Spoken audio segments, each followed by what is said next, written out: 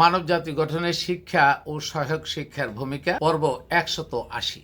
সন্দেহাতীত সত্য কি সত্যের কাছাকাছি নাকি মিথ্যার কাছে তার অবস্থান? প্রিয় মানবজাতি, সালামুন আলাইকুম রহমতুল্লাহ। রব্বি আউযু বিকা মিন হামাযাতিশ শায়াতিন ওয়া আউযু বিকা রব্বি আইয়াহজুরুন। তথাকথিত যুদ্ধ অপরাধীদের বিচার করা হয় তখন বিচারকগণ থেকে একটি শব্দ বেশ চালু ছিল, সন্দেহাতীতভাবে সত্য প্রমাণিত হয়েছে, এবং তারই আলোকে যুদ্ধ অপরাধী খিতাব দিয়ে এদেশে কিছু স্বনামধন্য জ্ঞানী গুণীদেরকে ফাঁসি দিয়ে মারা হয়েছিল। প্রশ্ন হচ্ছে, সত্য প্রকাশের লক্ষ্যে সন্দেহাতীতভাবে সত্য কি আসলেই সত্যের কাছাকাছি নাকি তার মিথ্যার কাছে তার অবস্থান, বা মিথ্যারই আরেকটি নামান্তর? সুতরাং মিথ্যা কাহিনীকে মানুষের কাছে সত্যের কাছাকাছি নিয়ে সন্দেহের দানা বাঁধানোর মাধ্যমে মিথ্যাকে সত্য পরিণত করার একটি পরিকল্পনা মাত্র। একথা বলা যায় যে এটি মানুষের বানানো কিচ্ছা কাহিনী ছাড়া আর কিছুই নয়, বা হতেই পারে না। ঠিক অনুরূপ আমাদের প্রিয় রসুল মৃত্যুবরণ করার 1400 বছর পরে এসে এখনও আমরা জাল জয়ীব সমৃদ্ধ আমাদের পূর্বপুরুষদের সংকলিত সন্দেহাতীত হাদিস নিয়ে আমাদের কিছু ধর্ম ব্যবসায়ী আলেম ওলামারা কোরআনের মতো সত্য বিধানের কাহিনীর পাশাপাশি দাঁড় করানোর চেষ্টা করছেন। এটাকে তাহলে মূলত সত্যকে আড়াল করার একটি নামান্তর চক্রান্ত সমৃদ্ধ কাহিনী নয়? সকলকে একটু ভেবে দেখার অনুরোধ করছি। আবেগ নয়, বরং কোরআনের জ্ঞানের সাপেক্ষে উদ্ভাসিত এবং উৎকর্ষিত আকলের মাধ্যমে বিবেক সচেতন করে ভাবনা করে পরীক্ষা নিরীক্ষা করার জন্য আহ্বান করছি মাত্র। আমি আপনাদের এই আহ্বান করার মাধ্যমে আমি কারো করুণা চাই না, বরং আমার কাছে যে আল্লাহ তাআলা যতটুকুন হিকমা দিয়েছেন আমি চাই ওই হিকমাটা মানুষের ভিতরে ছড়াই পড়ুক, মানুষ ওখানে সত্যটা জানুক। এছাড়া আমার কোনো আর চাহিদা নেই।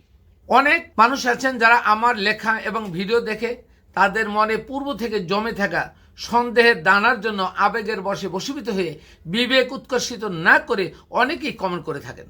তাদের প্রত্যেকের জন্য আহ্বান করব, আপনারা কোনো মানুষের কথা নয় বরং সরাসরি কোরআন অধ্যয়ন ও গবেষণা করুন এবং জানার চেষ্টা করুন। আপনি যতই জানার চেষ্টা করুন, আল্লাহ ততই আপনাকে জানার জন্য সহায়ক ভূমিকা নেবে। যত চেষ্টা করবেন আল্লাহ সহজ করে দেবেন আপনাকে। আমি ব্যক্তিগতভাবে কোনো মানুষের বশ্যতা এড়িয়ে থাকার জন্য কোনো দল বা মতের সাথে সম্পৃক্ত হই না, কারণ তাতে আমি সত্য প্রকাশে দ্বিধান্বিত হতাম। কোনো মানব যদি মানব রচিত কোনো দল বা মতের প্রাধান্য দিতে গিয়ে মূলত কোরআনের সাথে সাংঘর্ষিক সন্দেহযুক্ত কোনো বিধানের অবতারণা ঘটায়, তখন তিনি কতটুকু সন্দেহমুক্ত থাকতে পারবেন? এই প্রশ্ন রেখে দিলাম সকলের জন্য। কোরআন শুধু সুর দিয়ে তেলাওয়াত করার জন্য নয়, নাজিল হয়নি। অনেকে বলে থাকেন আমাদের রসুল তো তেলাওয়াত করছেন, দিনে রাতে তেলাওয়াত করছেন। হ্যাঁ, করছেন, অথচ তারা বুঝতে পারছেন না যে কোরআন সঠিকভাবে বোঝার জন্য রসুলের মাতৃভাষায় নাজিল করা হয়েছে, এবং তিনি তেলাওয়াত করছেন না বুঝে নয়, বুঝে শুনে তেলাওয়াত করছেন। শুধু তাই নয়, তিনি সাহাবীদেরকে প্রতিনিয়ত কোরআন শিক্ষা দিতেন, শুধুমাত্র তেলাওয়াত শিখাতেন না।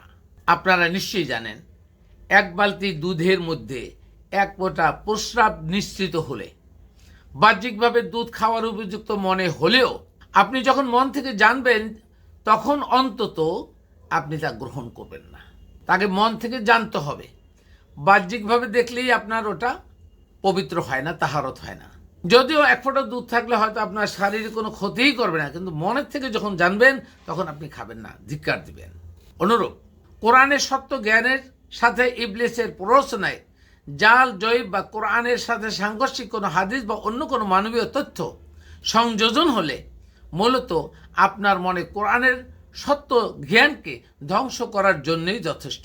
সুতরাং দুধ পরিচ্ছন্ন রাখতে হলে যেমন আমাদের সতর্ক থাকতে হয়, অপরিচ্ছন্ন জায়গায় এবং অপরিচ্ছন্নতা জায়গার কাছাকাছি রাখা যাবে না, ঠিক তেমনি কোরআনের সত্য পরিচ্ছন্ন রাখতে হলে, কোরআনের জ্ঞানকে পরিচ্ছন্ন করতে হলে আকল উৎকর্ষিত করতে হবে, তথা কোরআনের সত্য জ্ঞানের আলো নিঃসরণের মাধ্যমে নিজেদের মধ্যে বিকশিত করতে এবং অন্য সকল বিধান থেকে নিজেদেরকে মুক্ত করতে হবে। ওয়াইজ আলো রিসা আলাল্লাযিনা লা ইয়াকিলুন, সূরা ইউনূস 100 নম্বর আয়াত। মানুষের মধ্যে যখন অন্ধ জ্ঞান, খারাপ জ্ঞান ঢুকতে থাকে, তখন আস্তে আস্তে খারাপ জ্ঞান স্তূপ পড়ে যায়, তখন সত্য জ্ঞান বিমোহিত হয়। স্মরণ করুন সূরা কাফিরুনের নাজিল হওয়ার পূর্বকালের ঘটনা। রসুল যদি কোনো এক মুহূর্তের জন্য কাফিরদের চক্রান্তের ফাঁদে পা দিয়ে তাদের দাসত্ব এক মুহূর্তের জন্য মেনে নিতেন, তাহলে রসুল তার সারা জীবনের জন্য তথা দুনিয়ার সকল মানুষের কাছে এবং তদুপরি আল্লাহর কাছে বিশ্বাসঘাতক হতেন। সুতরাং আমরা যেন এ সকল কাহিনী থেকে শিক্ষা গ্রহণ করি। আমরা কখনোই সত্যকে অসত্যের কাছাকাছি দিতে চেষ্টা করব না। এখানে যদি আমরা 18 নম্বর সূরা 23 নং আয়াত এবং 24 নং আয়াতকে খেয়াল করি, তাহলে আমরা দেখতে পাই এখানে আল্লাহ বললেন, ওয়ালা তাকুলু লিকুল্লি শাইইন ইন্নী ফাইলুন যালিকা গাদা। আর তুমি কখনোই একটি বিষয় সম্পর্কে বলো না আমি আগামীকাল শতভাগ তা করব, ইল্লা ইনশাআল্লাহ, অর্থাৎ ইনশাআল্লাহ ছাড়া। এই ইনশাআল্লাহ হলো আল্লাহর অতাৎক্ষণিক ইচ্ছা ছাড়া। ওয়াজকুর রব্বিকা ইজা নাসিতা, যদি তুমি ভুলে যাও, ইজা নাসিতা ভুলে যাও, তাহলে ওয়াজকুর রব্বিকা তোমার রবকে স্মরণ করো। অকুল এবং বলো আসা আইয়াহদিনী রব্বি, সম্ভবত আল্লাহ আমাকে লি আকরবা বিন যা সত্যের কাছাকাছি অবস্থানে বা শতভাগ সত্যের কাছাকাছি অবস্থানে নিয়ে যাবেন। তাহলে আমি মনের থেকে কোনো কিছু দৃঢ়ভাবে বলতে পারি না। আমরা জানি সত্যের মধ্যে কোনো সন্দেহ থাকে না। যেমন নাকি কোরআন সত্য, যা মানব জাতির জন্য হেদায়েতের গ্রন্থ, পুরোপুরি সত্য বিধায় এটা হেদায়েত হবে। যদি এখানে কোনো রকম অসত্যের দানা থাকতো তাহলে তা মানব জাতির জন্য হেদায়েত হতেই পারতো না। সূরা আল বাকারা আয়াত নং 2, জালিকাল কিতাবুল লা রাইবা ফীহি হুদাল লিল মুত্তাকিন, এটি সেই প্রতিশ্রুত কিতাব যাতে কোনো সন্দেহ নেই এবং এটি একটি পথ নির্দেশিকা, ম্যানুয়াল আল্লাহ সচেতন ব্যক্তির জন্য। শুধু মুত্তাকিন বললে হবে না। মুত্তাকিনের অর্থ আল্লাহ ভীতু না, খোদা ভীরু না, আল্লাহ সচেতন। যারা আল্লাহ সচেতন, কোরআনের জ্ঞান উৎকর্ষিত হয়ে কোরআনের জ্ঞান দ্বারা যারা নিজেরা আল্লাহ সম্পর্কে, আল্লাহর বাণী সম্পর্কে আর বিধান সম্পর্কে সচেতন হয়েছেন, তারা হলেন মুত্তাকিন, যাতে কোনো রকম সন্দেহের অবতারণা নেই। এক কথায় সন্দেহমুক্ত, সত্য নির্ভর, তথ্য সমৃদ্ধ পরিপূর্ণ কিতাব, যা মানুষের বোঝার জন্য সহজ করে দেওয়া হয়েছে। আর এটাই আল্লাহ সচেতন ব্যক্তিদের জন্য একমাত্র পথ নির্দেশিকা, অন্য কিছু নয়। তাই সর্বোপরি আমি কোনো আলেম ওলামা পীর মাশায়েখদের বদনাম করছি না, বরং আমি শুধু সকলকে অনুরোধ করব কোরআনের সঠিক জ্ঞানের দিকে ফিরে আসুন। সকলকে আগে কোরআনের সঠিক জ্ঞানে উৎকর্ষিত আকলের অধিকারী হতে হবে। তাহলে পুরো দেশ এবং সেই সাথে বিশ্ব পরিক্রমায় আমরা একটি নজির স্থাপন করতে পারবো বলে আমি আশাবাদী, ইনশাআল্লাহ। Jafar Ahmed, research on Islam.